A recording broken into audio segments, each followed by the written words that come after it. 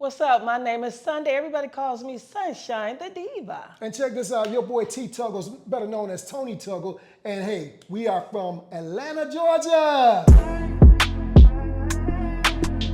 We have a fashion line called DND Lifestyle. When the women wears the brand, it's Divas and Diamonds. And guess what? And when the men wear the brand, it's called the Man and Diamond. But together, We're unbreakable. we're unbreakable, but that's one of the collections. But more importantly, it's called Dreams Never Die. That part. We've been in the fashion industry for 15 years.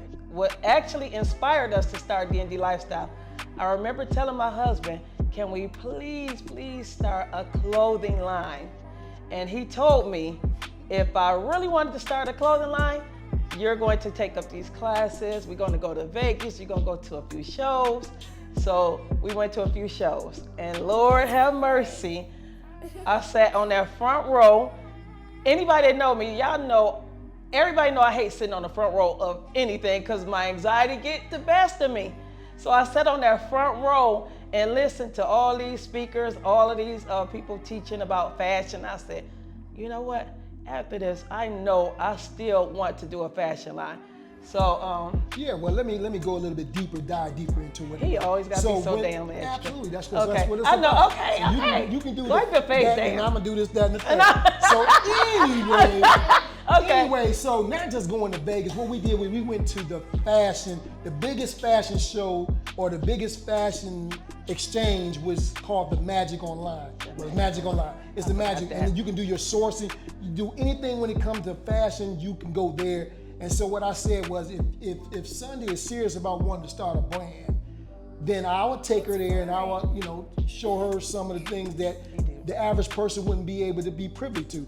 And so she went and we joined. I had her get in all the classes, and I just kind of put a lot of pressure on her because I wanted to put her in a point where she was gonna like quit. Because I figured if she was been tired of seeing all these different sourcing.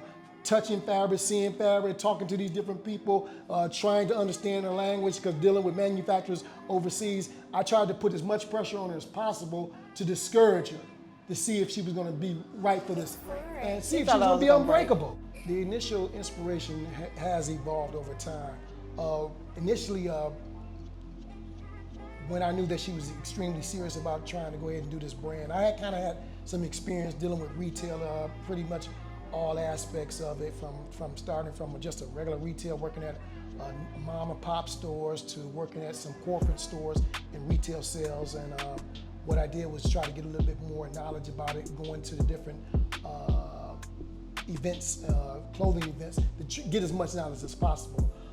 So I kind of had the information in my back pocket, and so I had never executed on it myself. I thought about doing my own brand, but so when my wife decided, when she came to me and said, let's go ahead and do this, she just what she wanted to do. It was like I had all the resources, I had the people, the information, the places to go to go ahead and execute on that. But how it evolved over time. We got really lucky because the first pop-up show that we did when we first started, we did 4,000. So that was extremely impressive for us. That's not a lot of money to some people, right, but it's a lot of money to some. And starting off, that was a plus. But then you get the realization of then the really work has to start. Right. And so we had to create websites. We had to create the brand recognition. Having models. Going through the whole 9 yards.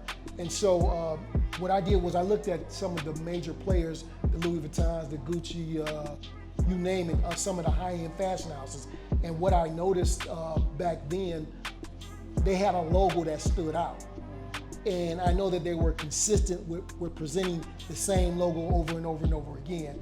And so what I thought that we should do is just take our logo and make our logo a staple, make it on everything, no matter what we put out, have the logo on this, so we can get the recognition and the familiarity with the people that we knew in our, in the city where we initially started, which was Toledo, Ohio. So we built the brand, putting out nothing but the name and the logo on everything. And everybody kept saying that, oh, why don't you change it? Why don't you do this? Why don't you do that? Why don't, And I said, no. I said, we're going to stick to this way. And we actually did that.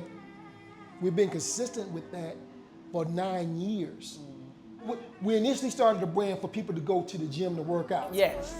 But what was happening were people were just going everywhere. They wasn't using it to work out. They like, I ain't wearing this to the gym. They weren't going to the gym. And so we were on athleisure, where before athleisure, as soon as it started, we just didn't know what it was. Right. We just, our clientele was telling us, we're not wearing this in the gym. We were at places, we would see them in the clubs, the malls, the stores, just every day. Everybody was wearing it everywhere initially in Toledo. And we were proud of that. So again, when we do a lot of events outside of the brand, and so we like to get dressed up. We like to wear, some very high-end stuff, But what I realized was, again, we were making those brands millionaires, and we weren't making our brand millionaires. So I said at the end of the day and at the beginning of the day, we have to wear, it has to be DND. And what we did was we made it a part of our lifestyle. A pivotal moment for us, or more importantly, a pivotal moment for our brand was right after the pandemic. Everybody was pop-up shops. So we were doing the same thing, and we were very effective with the pop-up shops. But what we did was, I knew we had to go mobile because we were traveling, and my wife wanted to get a brick and mortar. But at the time, we were coming out of the pandemic, and again, even before the pandemic, I knew that if we became mobile, we could get in front of more people, and then that way we can go wherever we wanted to go. So when we decided to buy a 35-foot tour bus and converted it into our luxury fashion house, and we were able to not only go to places that the average person wouldn't even think about. We got so much attention because of the size of our vehicle, then to be able to walk on board and to have the experience of being on Black Diamond. That was an experience in itself. And so that was a major turning point for the brand's business, for our company's business. Another pivotal moment is being on tour with We The Ones comedy tour was amazing. Absolutely. We the Ones comedy tour, our company was able to lock down a merchandise deal with We The Ones comedy tour, starring Mike Epps, Chico Bean, Carlos Miller. T.I. did a couple of dates. 40 cities, 42 shows. DC Young Fly, Mojo Brooks, Ray Davis, Carlos, Chico. So anyway, it's about 6-7 different comedians. So it was phenomenal. So we were able to lock down a contract, a national contract, and my wife actually ran everything and did phenomenal. What we did, our company was able to break sales records that were unheard of when it comes to comedy and merch. What challenges we face as an entrepreneur is understanding that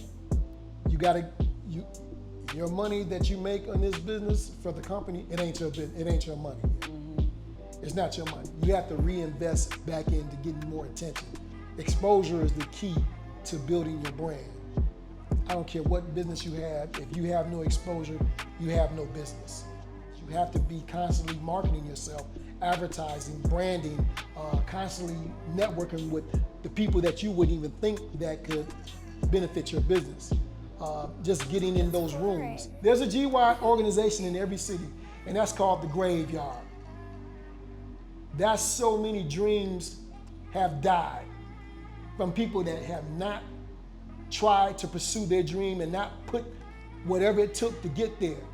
So before you die, or before you go to the graveyard, make sure your dream never die with you. You can find us on Facebook at Sunshine the Diva, Instagram Shop DND Lifestyle, TikTok DND Lifestyle, website dndlifestyle.com. Dreams never die. Dreams never die.